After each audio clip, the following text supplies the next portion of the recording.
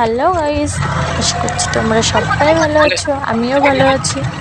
তো আজ আমি আছি দীঘা থেকে যাচ্ছি শঙ্করপুর। তো চলো শঙ্করপুরে কী কী আছে তোমাদের সঙ্গে সবটাই শেয়ার করি, তোমরা দেখতে থাকো। তো বলতে বলতে চলে আসলাম শঙ্করপুরে। তো শঙ্করপুরে আসার পর দাদা মাম্মামকে জুস কিনে দিচ্ছে। তো ওখান থেকে জুস কেনার পর চলে আসলাম সমুদ্রের পাড়ে। তো দেখো সমুদ্রের পাড়টা কতটা সুন্দর লাগছে, মনে হচ্ছে চারিদিকটা কুয়াশায় ভরে গেছে, মনেই হচ্ছে না যে জল।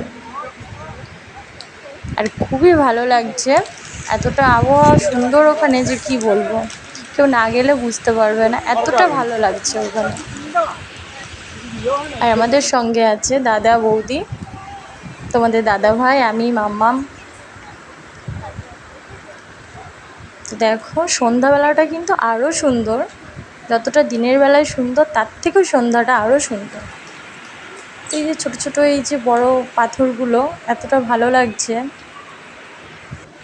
সমুদ্রের জলটা এসে যে পাথরগুলো যে ধাক্কা খাচ্ছে সেটা কিন্তু আরও সুন্দর। তো সমুদ্র পাড়টা ঘোরাঘুরি করার পর চলে আসলাম এই যে এই জায়গাটায়।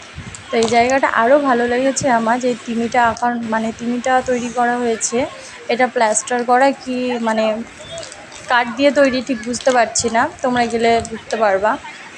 তো আরও অনেক কিছুই আছে, খুব ভালো লাগছে। দিদি তো বসে বসে পোজ দিচ্ছে ওখানে, দাদা পিক তুলছে। তো প্রচুর পরিমাণে পিক তুলেছি, ভিডিও করেছি ওখানে, মানে খুবই মজা করলাম। ওখান থেকে চলে যাচ্ছি রুমে। যারা যারা শঙ্করপুর যাওনি অবশ্যই যেও, খুব ভালো লাগবে। টাটা।